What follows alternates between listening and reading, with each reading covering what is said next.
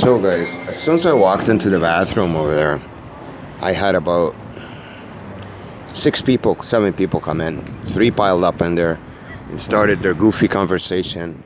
Which, if you hear people like that talk like this, oh man, it's so busy out there, ha ha ha ha. They use useless words. They talk like they're just, simple people, or they're just, making a fun or a joke out of something. Those are the people that, when you meet them in real person in real life, if they're not performing this ritual, are the most quietest. They say a few words. They don't really talk much, people. But it's part of the ritual to introduce in it a certain amount of gullibility and stupidity. It's not real. It's not really them. It's manufactured. It's fake. But they need you to they need to surround you with that environment for you to stay young, not to grow. They're stunting your growth by doing this to you, if it happens to you from birth or at a young age. It's a science. It's a mechanism to stunt someone's growth, put them back, ritualize them, hurt them, and get rid of them quickly. It's an assassination attempt done in a very soft manner and annoying manner, where to the non-experienced eye will look like just a normal place with a bunch of annoying people in it. That's it. And that's pretty much what it is. It is a normal place and a bunch of annoying people, but it's done intentionally. It's not natural. I mean, you can see the artificial elements being repeated over and over again in it. That's, you look at Truman and the Truman Show. What prompted him to wake up? What was it? And now you hear the seagull over there, or the pigeons. That's another main element in it. Pigeons, believe it or not, they're dirty creatures, and they do depress you. The whole idea of pigeons is depressing. And you see these softcore elements that they use, how they've implemented them into movies. You watch movies like Home Alone and all these other movies, the implementation of pigeons in there and being around them and making them fly and, all those things. So it's the same thing. What happens to you out here and what you see in a movie or a show like Seinfeld, every 2 minutes there's clapping and laughing. And then people watch it for 20 years, and then they automatically start to laugh and clap, like they were subconsciously brainwashed 20 years ago that's how it functions. So get on with the program. By the way, that expression that they use, get on with the program, it's got a lot of meaning in it. Basically, them getting on with the program to ritualize us, which are going to get on with a different kind of program through a microchip, a computer program, AI. In the end, that's what artificial intelligence. It's not some fantasy like genius science that's going to happen in 20 and 30 years. It's been here for 30 years. And that's how they can read your mind. By giving you access to the internet, where you're not talking to anyone, not even to yourself, you're not saying anything, yet you're transmitting to a machine everything you're thinking about, everything you're desiring with your searches. They have everybody tapped. That's how they can track an innocent, sort of what they call a prey, and one of theirs. From the way you search, your conversations on the phone, everything about you. It's a huge element of control and domination.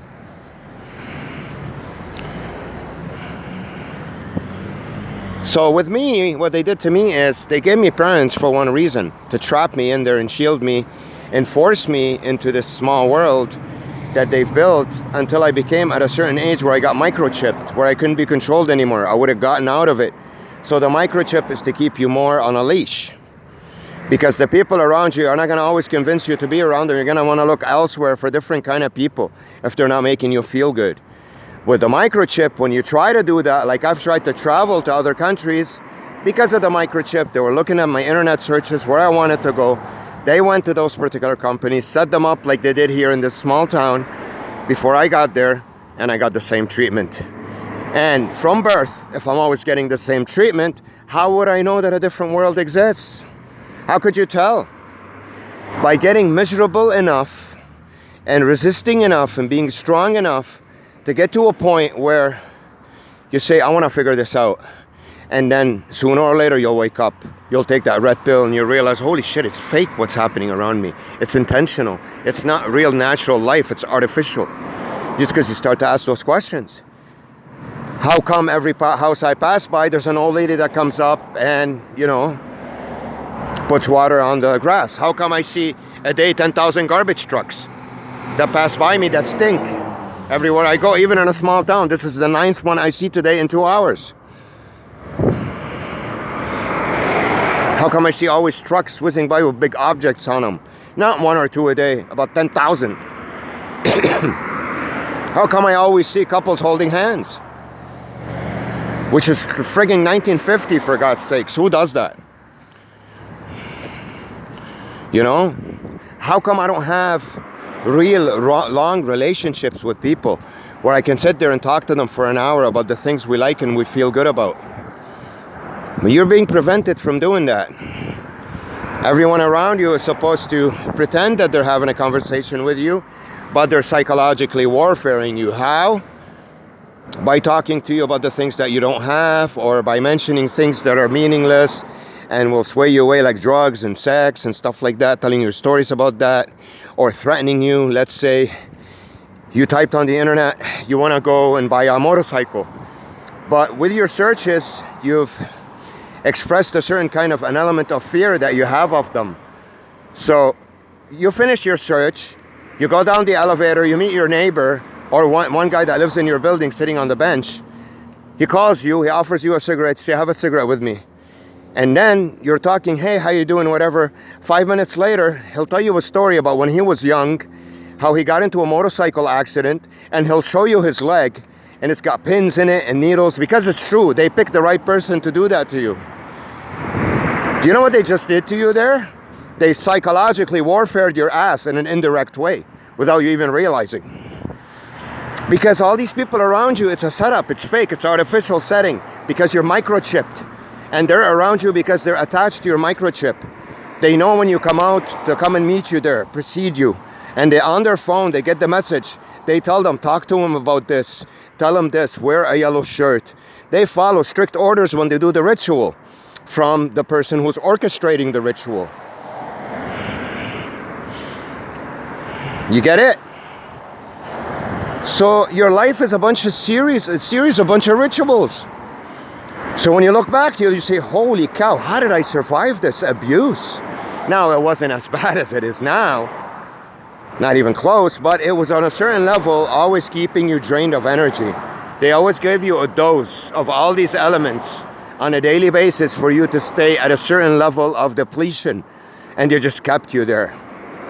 Now with me, it was the drugs that gave me a happy, sort of euphoric, new hope. So I forgot about everything and I survived on them for 15 years. Then when I decided to quit them, I struggled for 2 years, and my awakening 2 to 3 years. So I've been off them for like 3 years now, 4 years. But at the same time, the blue pill was presented to me. How? A huge crack war was waged on me by my brother and his crew in the building. Provoking me, teasing me, talking about crack all the time. I'm sleeping, they're smoking it outside for me to keep on smoking it and smoking it. So the blue pill was presented too, to keep me sedated, but I didn't take it. I chose the red pill. Just like the guy in the Matrix who says, oh my God, why did I take that red pill? Should have taken the blue pill. And then he shows you how he's eating this wicked steak when he's the traitor in there. That's the blue pill. It's life pleasures, physical pleasures, sex, drugs, food. You have to detach from those and ask these questions and see why you feel the certain way you feel on the inside.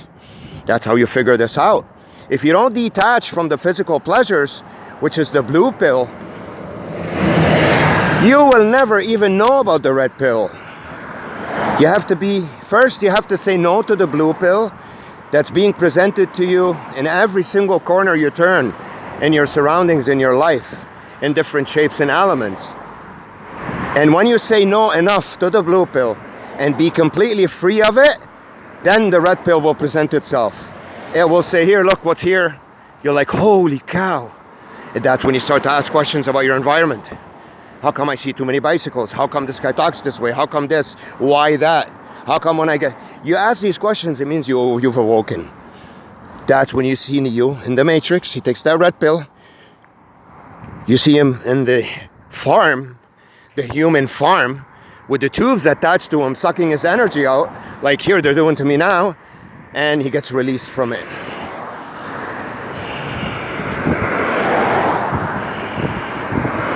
So this is a ritual, what they're doing to me, these guys.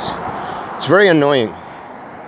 I can't even cross the street for a second. I'm being ritualized. So we're gonna walk on the other street. Now this guy will slow down, pretend he wanna let me through. This annoys you even more because you don't know whether to go or stop. So they're all intentional tactics to keep you annoyed and irritated, you know? So a lot of the people on their phones were told about the awakening, so they want to look at you and see, is this the guy? You know, they want to take a double look. And that they can't take me down, that they've tried the impossible in Toronto. They had to tone down the machine because I was exposing it. The ritualistic machine. So,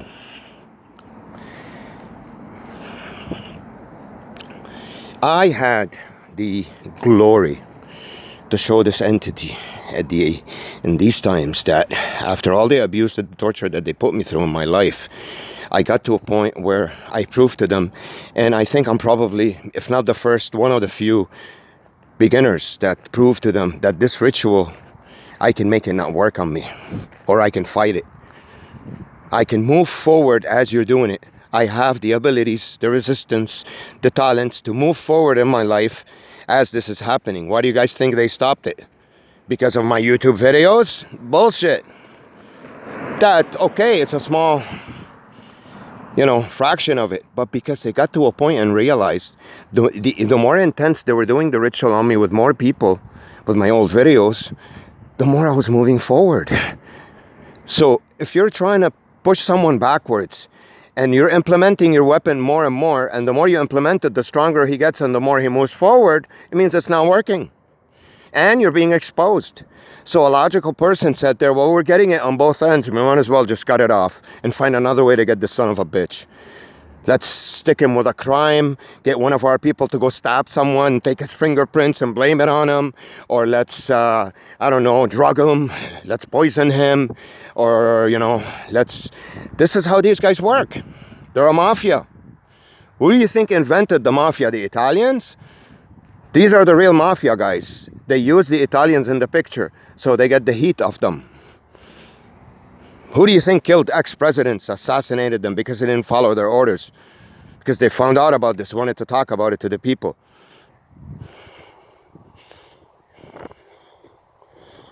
So that's what Freemasonry is. This is at least what Freemasons are doing to the planet. So,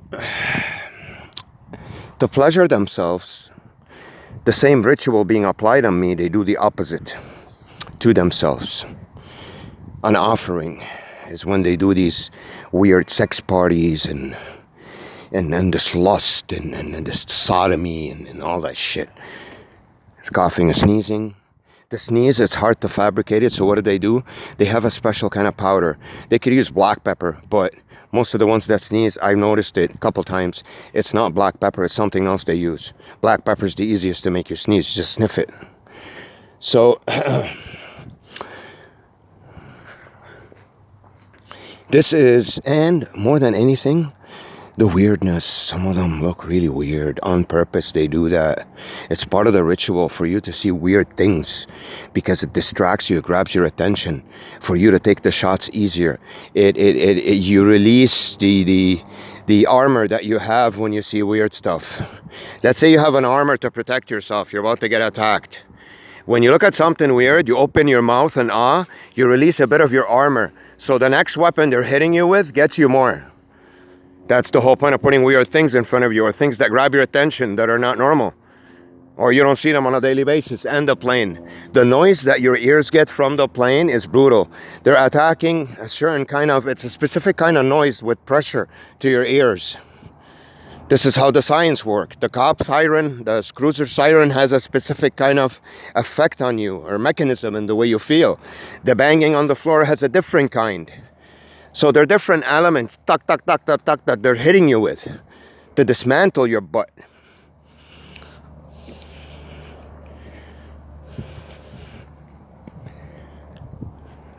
All right. So I've gained a lot from my trip here today, more than the videos. I've transmitted a lot of messages to my enemy by doing this action. He knows that. He knows I didn't come up here expecting anything different than this. He knows I'm not stupid. He knows that was merely curiosity and to implement a couple more things in psychological warfare, and not intentionally, it comes out naturally out of me.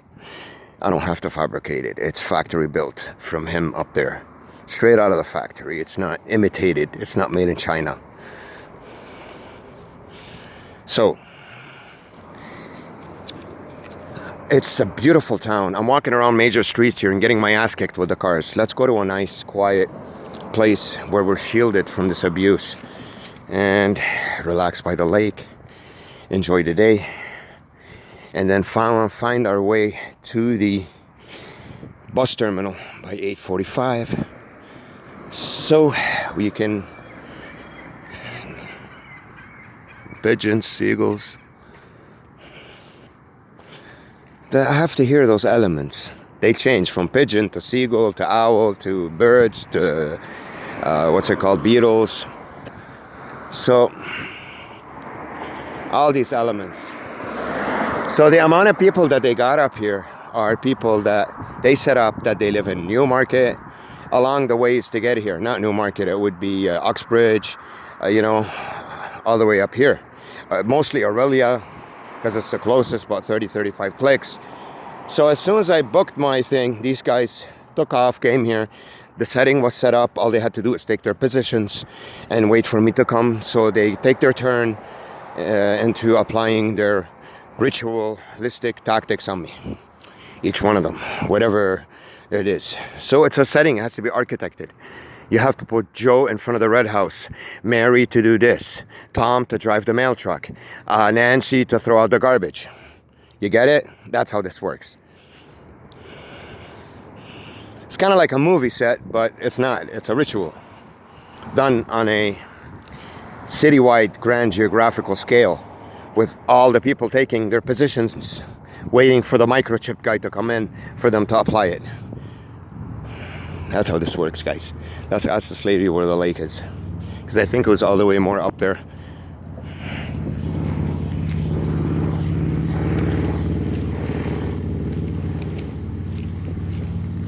Hello, sorry to bother you. Do you know how I can get to the lake? I saw it somewhere up there, right? Yes, if you turn the next street. This one, coming up. Yes, it'll lead you right into the Gully. I appreciate it. Have a nice day. So,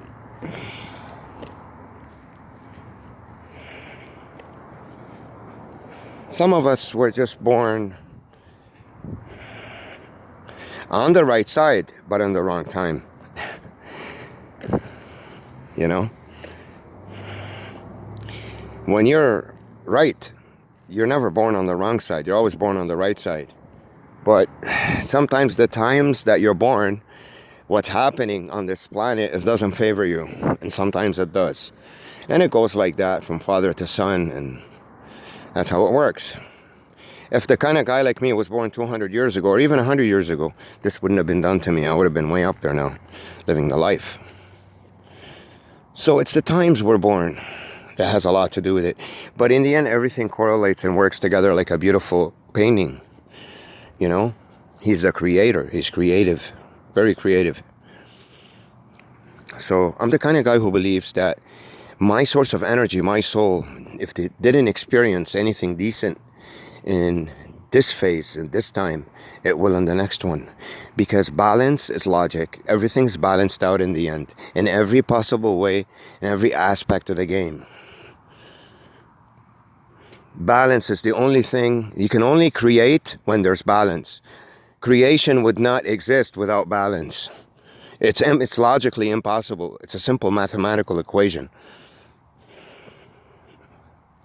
So, How do I feel overall in this ritualistic bullshit? It still affects me. It gives you what affects you more than anything is not the actions. It's knowing that you're stuck in this maze. You feel some kind of a tightness around your neck, emotionally and psychologically. This tightness. You have to be a master and not let this tightness put you in a compromising position. You have to be a master and do your work with this tightness and move forward as fast as you can. We're not performing miracles here, we can't. So, me coming here today showed me that this enemy, that's how he's gotten me even back in the days, is all about preparation. It's all about preparation. And also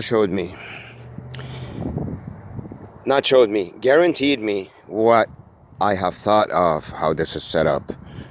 Now, you look at this big town, it's a lot of houses, there's a lot of people here. Okay, this is not a small town, man. This is at least thousands of people that live in this town. Check it out on Google Earth. This is Gravenhurst in Ontario, just north of Aurelia. Now, this town, what would happen if I decide, me today, and I have enough money to support myself throughout that period in terms of barely eating to stay alive, and that's it. What would happen if I decide not to leave here at all? Now, these people that came from other towns to come up here and live, right? Come up here and do the ritual, right? And kick the normal people out of here. How long can they stay here for? How long? How long can they get these normal people out of here? Okay, this entity is the world's richest entity. They can pay any amount of money to people. But some people don't want to leave their towns. They like them. You get it? See how this works? It has to surround me. It has to be at least a couple of miles, this bubble. In this case, because it's a small town, it's the whole town. So if I'm in a bubble long enough, in a place where it's not stable, set up stable, you know, with those people stable there. So that means it doesn't matter how long I stay there. They're stable. They live there too, which is around my building in my area. It was done a long time ago. What would happen to that place? You have to pick a place where there are certain elements in there that no matter what, how much money is paid, they'd have to get out of there eventually. Then you come out of the maze. That's how it works. Because once you make contact with real people, they can't do this to you anymore. The whole point of doing this to you, they're able to do it because you're imprisoned. If other real people see this, you know, they'll get exposed. And you'll be able to talk about what you know. So, if I have to resort to doing such a thing, in the end, just before they come out of it, because you're in between them, you're in their world, it ain't hard for them to get two of their people to get into a fight. Just before the real people come in, that's it. They have to come out. It was ordered by the government or by the mayor or by the area that they can't stay there any longer, right? What do they have to do? What are they going to do? They're going to get you in trouble. So you still don't get the chance to stay there. Two of their people are going to get into a fight. And then they're going to call the cops and say, this guy did it. Oh, look at the witnesses, all these people. What are you going to do then? You're in between them. They're all against you. There's nobody else around you to be a witness for you. You get it? This is how this works. In the end, if they get desperate enough to come out, this is what they'll drain you in. So you would have stayed there for nothing. Because it's the only... When I put myself in their shoes and the kind of people they are, the desperation and the psychoticness, they will resort to anything in order to not let you out of it. This is exactly what they'll do in the end. But that's not enough for you not to come out and go back there and do the same thing. But it will buy them some time in order to find a way to keep you in prison, or when you get out, to get wiped out if you became too much of a headache.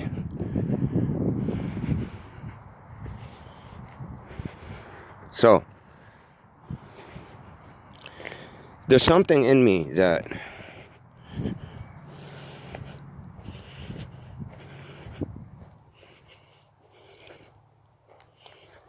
there's something about me. Um, it's funny. Sometimes I think I'm still not strong enough to do the job to the fullest, but it's not the truth. I underestimate myself. Guys, I'm the kind of guy who never does a half-assed job, but I'm also the kind of guy who's a perfectionist in a strange way. I'd have to take necessary precautions and calculations in order for me to put a step forward. Not all of them, but certain ones for me. But when I take those and I'm convinced that this is it, what takes people a zillion steps will take me a small one to reach. That's the way I function. It takes me long to take that step forward, but when I decide to take it, it's done. Now they're gonna bang over there and scream, and they're already set up here. All these bugs are gonna come to land on my head. Look, to annoy me. They have to keep you annoyed with whatever bugs are around. Or whatever set up. They have the geese over there, look, no, walking.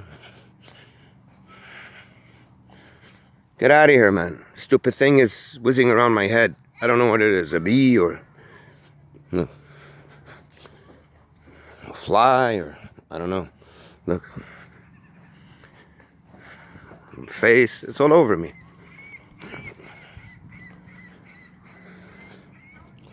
So they're all waiting for me to move in this ritualistic nightmare that I'm going through. Even if I go here, I can't have peace. They're gonna bother me, talking from the back, and so we gotta find a way to get to the lake. And these assholes are not around. I got this fly all over my head.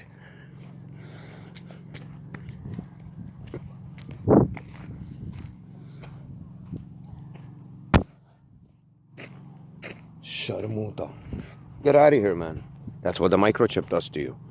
It draws in those creatures, those insects, to annoy you. So I had kids over there. Every element of the ritual is all around, ready to attack as you enter that setting, and your microchip will alert them and let them know that you're looking into that direction for that particular ritual script to be applied. That's how they know. So you guys know all about that. Let's go sit in an area where there's no bugs, relax a bit. They have these stupid flies here roaming around my head. I don't know how they get those insects. Listen to the beetle. It's beetle time because there's no noise here. I have to make up for it. And this stupid fly all over me. Listen to the beetle.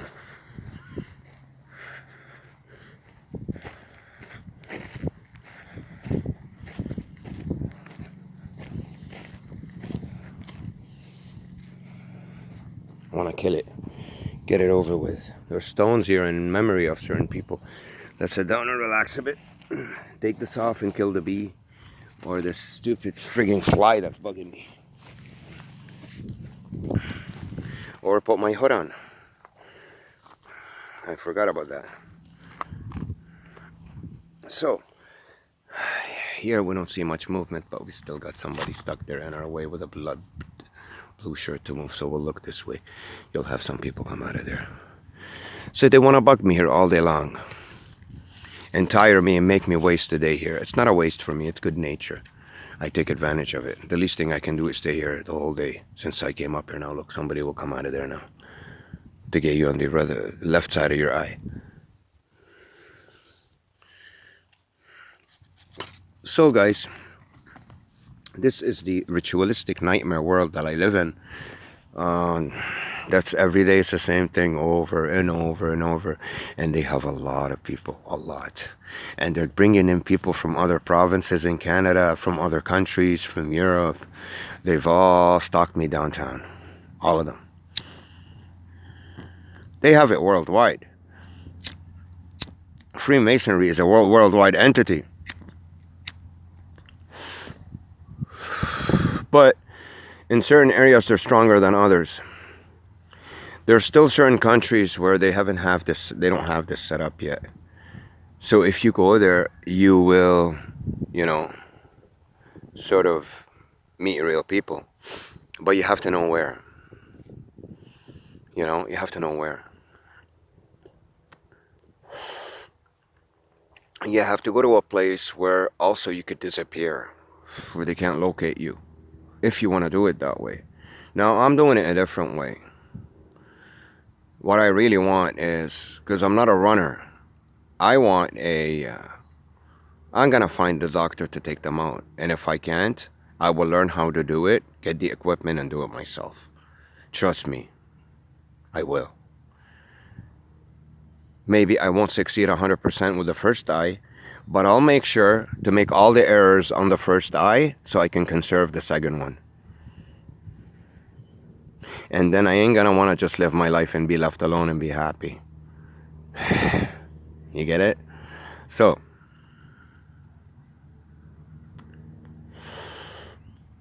and until I get there, I will keep on exposing them.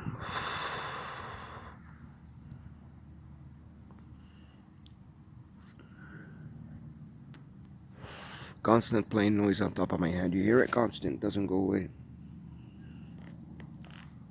It's roaming around doing circles on top so I can hear noise. It's a ritual.